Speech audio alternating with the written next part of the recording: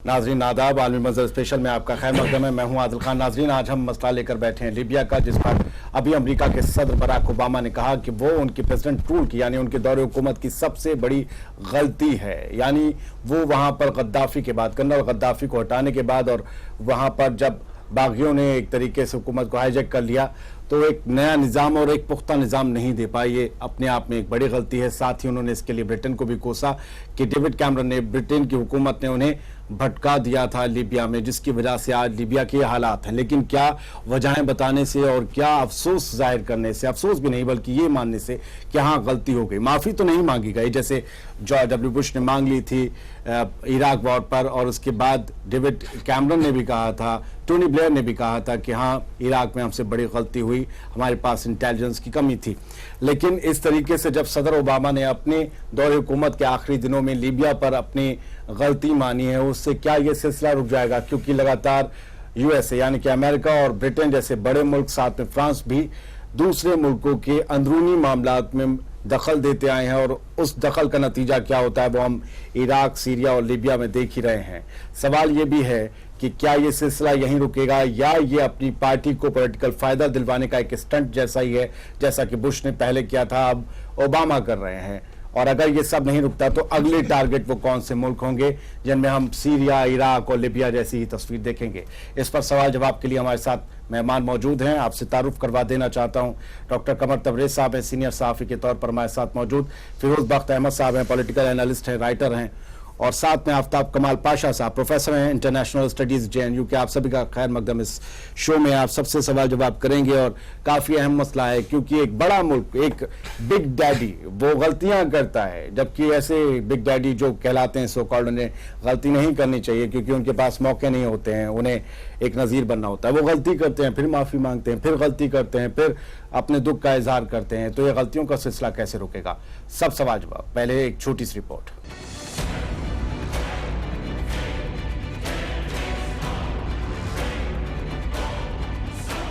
गलती करके माफी मांगना अमेरिका की आदत बनती जा रही है। व्हाइट हाउस से जल्द ही विदा होने जा रहे अमेरिकी सदर बराक ओबामा ने एक टीवी चैनल को दिए इंटरव्यू में लीबिया के मौजूदा हालात को अपने दौरे हुकूमत की सबसे बड़ी गलती बताया।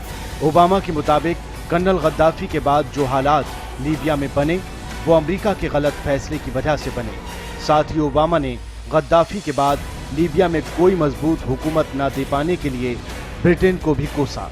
पिछले महीने भी ओबामा ने एक सहाफ़ी से बात करते हुए कहा था कि ब्रिटिश वजीर आज़म डेविड कैमरन ने लीबिया में ऑपरेशन के बाद अपने हाथ खींच लिए और हमारे लिए ऐसे हालात बना दिए जिसमें हम भटक गए। ओबामा ने कहा कि मुझे यूरोपीय दोस्तों पर ज्यादा यकीन था।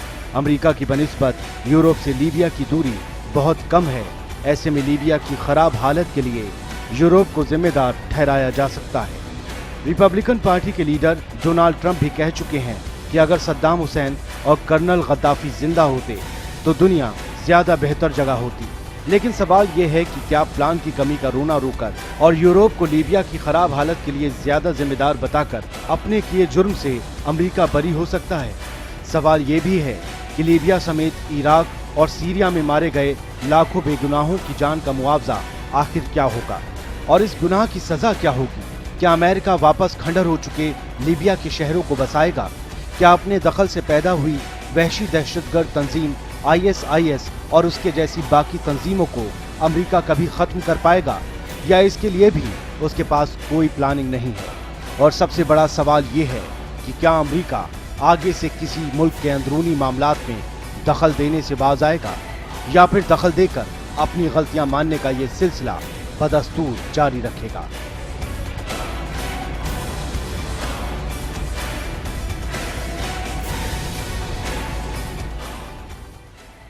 तो नाज़रीन, आप सबने रिपोर्ट देखी और अब सवाल जवाब अपने मेहमानों से शुरू करते हैं। सबसे पहले आफ्ताब कमाल पाशा साहब, आखिरकार एक बार फिर से हम समझ रहे थे, हमें उम्मीद थी, क्योंकि इराक पर जिस तरीके से बुश माफ़ी मांग चुके थे, टोनी ब्लेयर अपना दुख का इजहार कर चुके थे, उसके बाद अब बराक ओबामा ने लीबिया पर कहा है, एक इंटरव्यू, एक चैनल के इंटरव्यू में उन्होंने कहा कि लीबिया उनकी दौरे हुकूमत की, उनकी प्रेसिडेंसी के दौरान की सबसे बड़ी, सबसे वर्स्ट मिस्टेक है।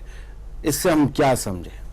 देखिए, ये मानना, गलती मानना, ये पहली पहला इम्पोर्टेंट पॉइंट है, ठीक। क्योंकि वहाँ अमेरिका के सफ़ीर 2-2.5 साल पहले वहाँ मारे गए थे लिबिया में, उनकी एम्बेसी में घुस के इस्लामी मिलिटेंट उनको मार दिए गए थे वो सिफारत खाने में ही। उसके बाद से धीरे धीरे टूनीशिया, अल्जीरिया, यहाँ तक के नाइजीरिया तक हथियार लिबिया से पहुँच गए हैं।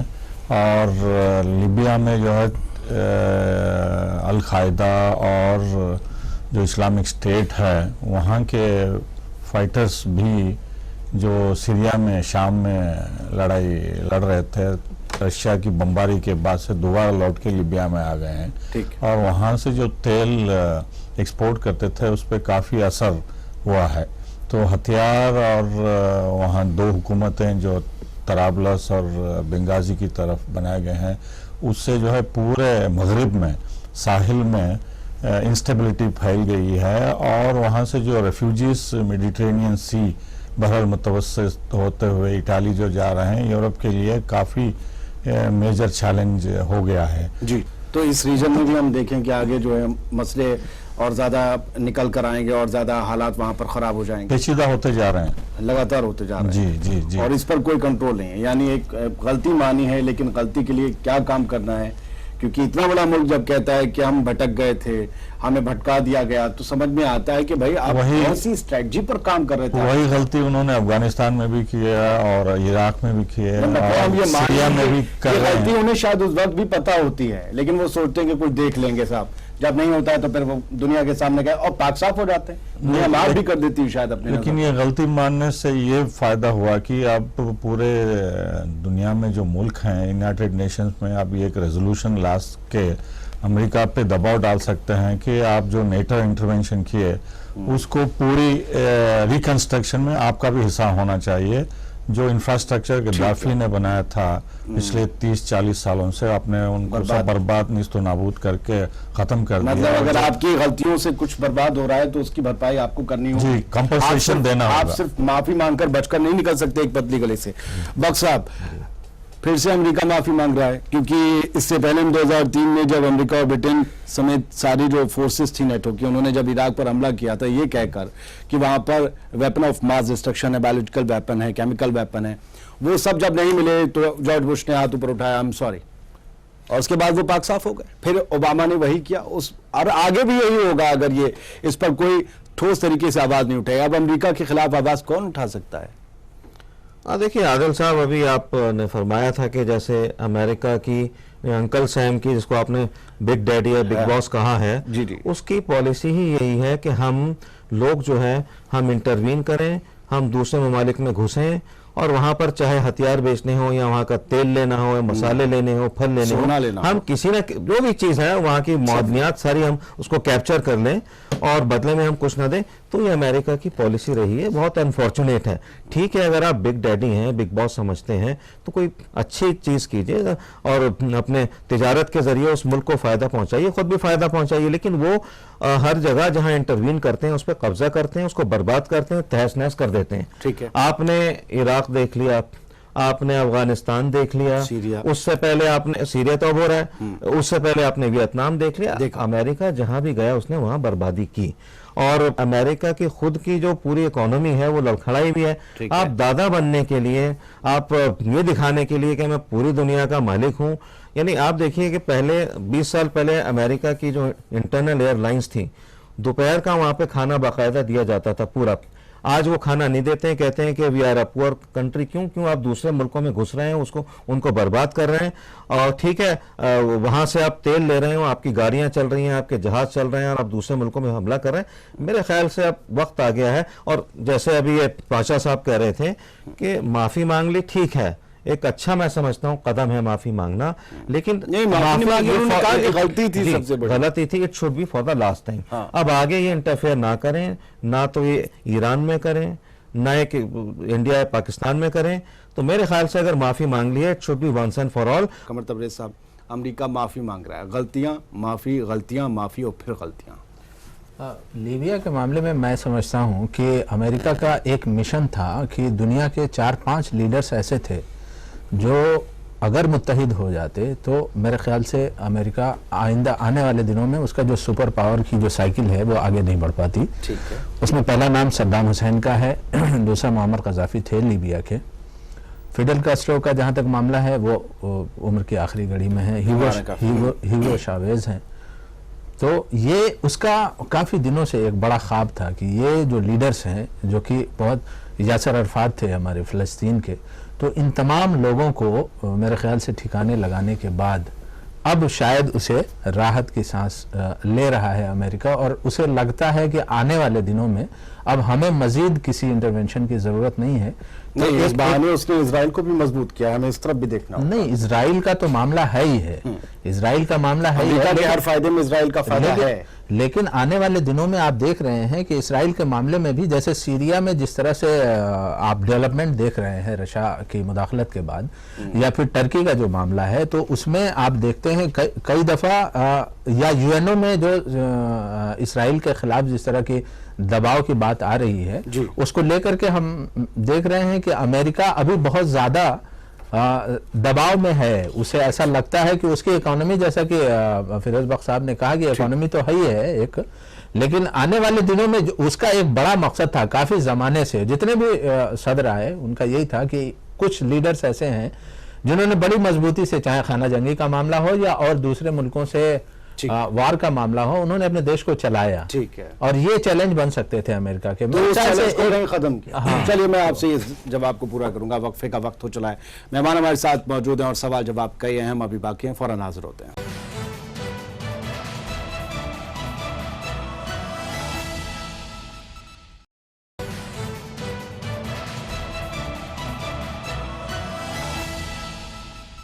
तो नाज़रीन, खैर मकदम है आपका इस ब्रेक के बाद, और सवाल जवाब अपने मेहमान से शुरू करते हैं। कमर तबरेज़ साहब, आप पहले अपनी बात कह रहे थे वक्फे से पहले कि कुछ ऐसे मजबूत लीडर थे जो हर दौर में, हर वक्त में, चाहे वक्त बुरा आया हो, चाहे अपनी खाना जंगी का माहौल रहा हो मुल्क में, लेकिन फिर भी वो मजबूती से खड़े रहे, उन्होंने अपने मुल्क को संभाला, और शायद यही सबसे बड़े चैलेंज थे अमेरिका के सामने। हाँ, अमेरिका के मामले में आप देखिए कि अमेरिका ने ये कहा कि हम अल्टरनेट देंगे, मतलब उसका मुदाखलत करने का मकसद क्या, यूएनओ में जब भी वो आया है तो किसी भी मुल्क में ये बहाना लेकर के आया कि वहाँ के जो डिक्टेटर हैं, जो उसके मुताबिक कि वो जुल्म कर रहे हैं अपने आवाम के ऊपर, केमिकल वेपन्स के जरिए कर रहे हैं या और भी, तो वहाँ पर हमको जमहूरियत लानी है, आवाम की हुकूमत आनी चाहिए ताकि उन लोगों को जुल्म से निजात मिले। लेकिन कहा तो उसने, ऐलान तो किया, लेकिन उसका हमने होते हुए नहीं देखा, हकीकत में नहीं देखा। इराक के अंदर गए, सद्दाम हुसैन को मार दिया, लेकिन इराक के अंदर स्टेबिलिटी नहीं है। ठीक है। लीबिया में गए, ट्यूनीशिया में गए, या सीरिया में अभी गए, चीजें अगर आप कोई एक निजाम, या फिर अफगानिस्तान में गए, कोई ऐसा निजाम आप नहीं बना पाए, नहीं दे पाए। यही तालिबान जिसको आपने ही खड़ा किया था, और आज जो है वो आप ऐसा ठिकाना नहीं लगा सके या ऐसी हुकूमत नहीं दे सके किसी भी मुल्क में जहां इन्होंने मुदाखलत की। कोई ऐसा आप बता दीजिए जो मिसाल के तौर पर वो पेश कर सकें कि हाँ हमने मुदाखलत की, हमारा ये मकसद था और इसीलिए हमने की और कामयाब रहे। क्या हम इस बात से पाशा साहब ये समझें कि वेस्टर्न पावर्स भी अब चाह रहे हैं कि अमेरिका हर जगह दखल देना बंद करे, और वो मानते तो हैं कि सरदार आ गया, लेकिन वो सरदार अंदर से नहीं तस्लीम करते अमेरिका को, और चाहते हैं इनका घाटा होता जाए, एक दिन इनकी इकनॉमी बैठे और ये इस तरीके से दखल देना बंद करें, फिर हम अपने जाती मफाद को 100% पूरा करना शुरू कर देंगे। क्योंकि कहीं भी कुछ भी होता है, कोई फायदा होता है, उसमें हिस्सा बड़ा तो अमेरिका को ही जाता होगा। देखिए, अमेरिका का मुदाखलत अफगानिस्तान में करने से उनको कम से कम 1500 अरब का नुकसान हुआ। ठीक। इराक में 2200 अरब डॉलर का नुकसान हुआ, और इन दोनों इंटरवेंशनों से अमेरिका का जो इक्तिसादी प्रॉब्लम है वो काफ़ी गहरा हो गया, और 2008 से जो रिसेशन अमेरिका में, यूरोप में चल रहा है, उससे अभी उनको निजात नहीं मिली। और जो ओबामा साहब ने रेड लाइन्स की जो बात की थी सीरिया में कि अगर असद साहब ये करेंगे वो करेंगे तो हम मुदाखलत करेंगे, वहाँ कर नहीं पाए, इसलिए कि अमेरिका की इक़्तिसादी हालत बहुत बुरी हो चुकी है। और लीबिया में भी जो मुदाखलत हुई वो नाटो की थी, सिर्फ अमेरिका की ही नहीं। तो ये तो एक पॉइंट ऑफ व्यू हुआ। दूसरा ये है कि गद्दाफी साहब, सद्दाम हुसैन और वेनेजुएला के लीडर हुगो चावेज जो थे, इन 3-4 मुल्क रशिया से मिलके ऑल्टरनेटिव करेंसी जो ऑयल, तेल और गैस में खरीदो फरोख्त के लिए तैयारी कर रहे थे।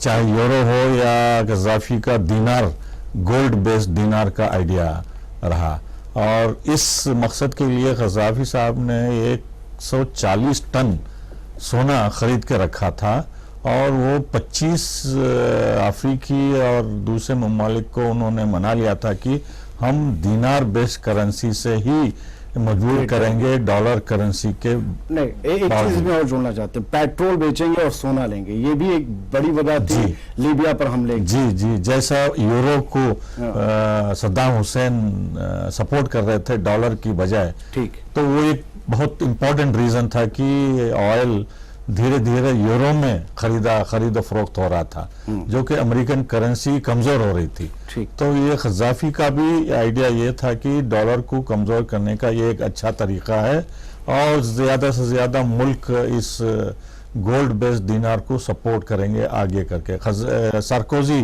जो फ्रांस के सदर थे, उनको पता चला, और ये इमीडिएट जो नो फ्लाई जोन उन्होंने 1973 रेजोल्यूशन के थ्रू मुदाखलत की, तो ये इमीडिएट रीजन था वो। तो एक एक मुल्क चुन चुन के, अफगानिस्तान से उन्होंने किया तैयारी करने के लिए, सूडान में और लीबिया में, मतलब कुछ तरीके से हम देखें जितनी मुदाखलत की है अमेरिका ने, उसने एशिया से लेकर अफ्रीका तक पूरा एक कब्जा, एक जमीन हासिल कर ली है किसी भी देश पर, किसी भी मुल्क पर अपने बम और मिसाइल दागने के लिए।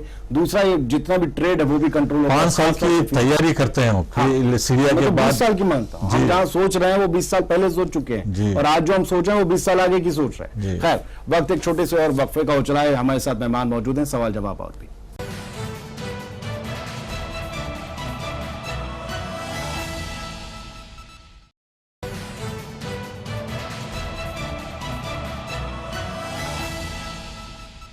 नाज़रीन, एक बार फिर से खैर मकदम है आपका। वक्फे के बाद अगला सवाल फिरोज बख्त अहमद साहब, जिस तरीके से हमने इराक की तस्वीर देखी, पहले क्या थी बाद में क्या है, हमने सीरिया को भी देखा है, हमने लीबिया को भी देखा है। कहते हैं कि जब वहाँ के जिन्हें सो कॉल्ड डिक्टेटर कहा जाता था, चाहे सद्दाम हुसैन हो, चाहे कर्नल गद्दाफी हो, और चाहे अब बशर अल-असद हो, इनका जब दौर था, जब तक यहाँ पर खाना जंगी नहीं थी, वो दौर सुनहरा दौर था अपने मुल्कों का, और आज वहाँ पर घरों और महलों की जगह खंडर हैं। इन खंडर की जिम्मेदारी लेनी होगी। खासतौर से हम बात करें अगर सीरिया की, तो पूरी तरीके से तबाह हो गया है। अमेरिका को इस पर बहुत जल्दी और अपने आप खास तौर से यूएन को भी एक बड़ा एक्शन लेना होगा कि कैसे वहाँ के लोगों की जिंदगियाँ सही की जाए। हाँ, देखिए आदिल साहब, आपने बिल्कुल सही फरमाया। मैं आपको बताऊं कि लीबिया अटैक से पहले, अमेरिकन अटैक से पहले यहाँ पर एजुकेशन फ्री थी, हेल्थ फैसिलिटीज फ्री थी, यहाँ तक कि बिजली की जो खपत थी वो भी लोगों को फ्री में मिलती थी। तो वहां पे अटैक करने का कोई मकसद नहीं बनता था। वो क्यों अटैक किया ये पाशा साहब, तबरेज साहब बता चुके हैं। लेकिन मैं जहां तक सीरिया का ताल्लुक है, बड़ा अफसोस होता है जब भी हम टीवी पे सीरिया पूरा तहस नहस हो चुका है, इतने अच्छे अच्छे मकान, बिल्डिंग्स जो हैं वो खंडर बन चुकी हैं, और वहां पे मैं आपको बताऊं 3 लाख से ज्यादा लोग मारे जा चुके हैं, 10,000 लोग जो जेलों में हैं, इतना टॉर्चर उन पे किया जा रहा है कि वो जिंदा और मुर्दा ऐसी हालत के अंदर है, पता नहीं क्या है, और 40 लाख लोग छोड़ चुके हैं। तो दुनिया इस पे सीरियसली नहीं सोच रही है। मेरा ख्याल है फोकस अमेरिका का यहाँ होना चाहिए। तो मेरा ख्याल यह है कि यहाँ पे अगर इलेक्शन करवा भी दिया जाए तो बशर अल असद शायद सत्ता को छोड़ेंगे नहीं, हुकूमत को छोड़ेंगे नहीं, और जिस तरीके से वो बेदर्दी के साथ अपने ही लोगों को मार रहे हैं, मेरा ख्याल है कि वहाँ कुछ ना कुछ, लेकिन जो भी कुछ हो वो बगैर फौजी मदाखलत के हो। और मैं समझता हूँ अब मदाखलत हो फौजी या ना हो, वहाँ तो शायद चिड़िया का बच्चा अब नहीं बचा है। जिस तरह की तस्वीरें हम देखते हैं, अब कहीं ना कहीं इसको रीबिल्ड किया जाए, चाहे उसको अमेरिका करे, यूरोपियन नेशंस करें। जो लीडर अमेरिका के खिलाफ खड़ा होता है, चाहे वो जुल्फ़िकार अली भुट्टो हो, चाहे वो राजीव गांधी हो, चाहे वो सऊदी अरब के शाह फैसल हो, या कोई भी हो, आपने देखा बेनज़ीर भुट्टो हो, जहां कोई बोलता है अमेरिका के खिलाफ, डायरेक्टली इनडायरेक्टली उसको खत्म करवा दिया जाता है। तो कहीं ना कहीं अमेरिका को अब एहतसाब करना होगा। माफी उन्होंने मांगी, अच्छी बात हो रही थी, उसको आगे चलना चाहिए। जी जी, सवाल फिरोज बख्त अहमद साहब से जो है मैंने बात की थी उससे पहले, उससे एक सवाल उठा था आफ्ताब कमाल पाशा साहब, क्या ये जो कंट्रीज न्यूक्लियर पावर बन गए, खासतौर से पाकिस्तान, इंडिया और ईरान का हमें नहीं पता, फिर भी कुछ कुछ पता है, अगर ये इनके पास न्यूक्लियर वेपन नहीं होते, इन्होंने अपने नहीं किया होता है टेस्ट वगैरह, क्या हम ये सीरिया और इराक वाली शक्ल यहाँ भी देखते हैं, खासतौर से पाकिस्तान में, क्योंकि वहाँ के हालात खराब है लेकिन इससे ज्यादा खराब हो सकते थे अगर उनके पास न्यूक्लियर वेपन नहीं होता। देखिए, सीरिया के पास केमिकल वेपन्स थे, ठीक है, और अमेरिका का पहले से डिमांड, इजराइल और अमेरिका का पहले से डिमांड था कि ये बहुत बड़ा खतरा है और उसको न्यूट्रलाइज करना है। उन्होंने चालाकी से रशिया से मिलकर धीरे धीरे ख़त्म कर दिए, वो उसका WMD था वो। और जब तक केमिकल वेपन्स थे कोई सीरियस इन्वॉल्वमेंट नहीं हो रहा था अमेरिका की तरफ से, और उसके बाद ही जो है बड़े पैमाने में हथियार देने लगे। और जहाँ तक इराक का WMD था, तो 91 के बाद जो 678 रेजोल्यूशन हुआ UN सिक्योरिटी काउंसिल का, उसके तहत 2 साल के अंदर WMD ख़त्म कर दिए। जैसा न्यूक्लियर रिएक्टर बेगिन ने 1981 में ओसेराक रिएक्टर पे बमबारी करके ख़त्म कर दिया।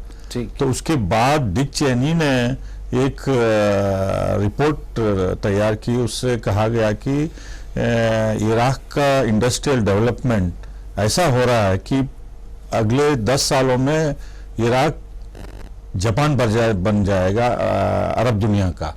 तो उन्होंने कहा कि ये बहुत बड़ा खतरा है इजराइल के लिए और अमेरिका के इंटरेस्ट के लिए, तो जितना जल्दी हो सके इराक को जो है ख़त्म करना चाहिए। तो और ईरान के पीछे भी यही इनका मकसद था कि Iran internal development, self reliant policy से इतना आगे बढ़ चुका है इंडस्ट्रियल डेवलपमेंट और मिलिट्री कैपेबिलिटी में, इनको सैंक्शंस के थ्रू या डायरेक्ट अटैक के थ्रू इनको कमजोर करना चाहिए। तो मतलब साहब इस पूरी जो बहस है उस पर आपका एक चीज मैं ये कहना चाहता हूँ कि अभी जो थोड़ी देर पहले आपने बख्श साहब से सवाल किया था कि अमेरिका जो है वो हर जगह मुदाखलत तो करता है और उसने अब माफी भी मांग ली, लेकिन मसला ये है कि दुनिया में आज कौन ऐसी ताकत है, यूएनओ को तो बनाया इसीलिए गया था कि जहां कहीं भी ऐसा लगेगा कि गलत हो रहा है किसी मुल्क में, तो जो दुनिया के मुख्तलिफ ममालिक के लोग एक साथ जमा होंगे और वहां जाकर के सपोर्ट करेंगे, वहां पे इस्तेहकाम देंगे। लेकिन वह यूनाइटेड नेशन क्या अमेरिका के असर और रसूख से आजाद है? उन्होंने यूनाइटेड नेशन की बात नहीं मानी इराक में हमला। तो क्या आप ये सोचते हैं कि आने वाले दिनों में जिसने अमेरिका ने जो लीबिया में तबाही मचाई, इराक में अफगानिस्तान में मचाई, वहां जाकर के वो कंस्ट्रक्शन का काम करेगा? उसका काम तबाही मचाना है, कंस्ट्रक्शन करना नहीं है। हाँ, आज के दौर में एक उम्मीद बंधती है इन 2-3 ममालिक से। अगर ईरान, हमारी एक तारीख रही है पंडित जवाहरलाल नेहरू से दूसरी जंग अजीम के बाद से, नावाबस्ता तहरीक के जो ममालिक हैं अगर ये मुत्तहिद हो जाते हैं तो एक उम्मीद बढ़ती है और उसमें हिंदुस्तान एक बड़ा रोल प्ले कर सकता है। लेकिन हमें दिक्कत इसलिए है कि चाइना का मामला है, बहुत सारी चीजों में हिंदुस्तान मुस्बत कदम उठाना चाहता है, यूनाइटेड नेशन में जाकर के कोई रेजोल्यूशन लाना चाहता है, लेकिन साहब चाइना जो है उस पर वीटो कर देता है। मतलब हमारे खित्ते के, एशिया के ये जो 2-4 ममालिक ऐसे हैं जो आगे आने वाले दिनों में रशिया हो, चाइना हो और इंडिया हो या ईरान को साथ मिला लें, ये खित्ते के ममालिक एक बड़ा चैलेंज दे सकते हैं। अमेरिका की दादागिरी को चाहे तो रोक सकते हैं। सेकंड में कहूंगा, आपने बड़ी दिलचस्प बात कही कि क्या अमेरिका यूएन की बात सुनता है? नहीं सुनता। बड़े दिलचस्प में एक दी अटलांटिक के एक जर्नलिस्ट हैं जेफरे गोल्डबर्ग, उन्होंने ये कहा बाकायदा कि यूएन जो है it is always subservient to USA, यानी एक दूसरी फॉर्म है यूएसए की यूएन। तो नाज़रीन, आज हमने जो कुछ भी समझा उससे यही सब कुछ निकल कर आया कि अमेरिका जो लगातार गलतियां कर रहा है उससे बहुत सी इंसानी जिंदगियां, लाखों करोड़ों तबाह हो चुकी हैं। आप देखें तो वो तबाह जिंदगियां जब हथियार उठाती हैं तो उन्हें दहशतगर्द बुलाया जाता है। डोनाल्ड ट्रंप उन्हीं पर हमले करते हैं। जब अमेरिका तक आज पहुंच जाती तो कहते हैं कि मुसलमान दहशतगर्द हैं। भाई साहब, वो बने क्यों हैं? पहले ये वजह तलाशिए, ये वजह तलाश लेंगे, इस मुल्क में, इस दुनिया में हर जगह दहशतगर्दी बंद हो जाएगी, आपके यहाँ भी कोई आँच नहीं आएगी। आप मुदाखलत तो बंद कीजिए, मसीहा बनना बंद कीजिए। आप बहुत बड़े गुनहगार दुनिया की नज़र में बन चुके हैं, यही वक्त है, रुक जाइए। फिलहाल वक्त हो चला है इस प्रोग्राम को ख़त्म करने का। अगले हफ्ते फिर हाजिर होंगे आलमी मजहब स्पेशल में। आदाब।